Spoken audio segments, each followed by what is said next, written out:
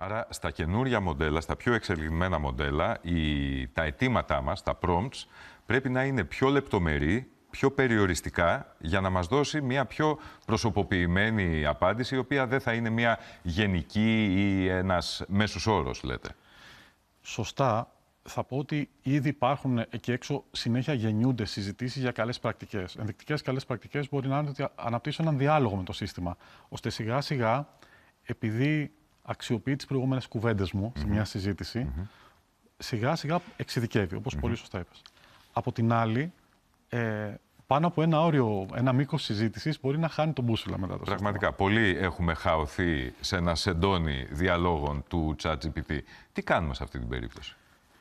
Τώρα, ανασύστημα, γιατί είναι το ChatGPT, είναι το Gemini, είναι πολλά ακόμα που υπάρχουν εκεί έξω, μπορεί να υπάρχουν διαφορετικές λύσεις. Συνήθως, κάτι που ένας από τους τρόπους που μπορείς να το χειριστείς είναι να ξεκινάς μια νέα συζήτηση, συνοψίζοντας βασικά σημεία της προηγούμενης και συνεχίζεις από εκεί και μετά.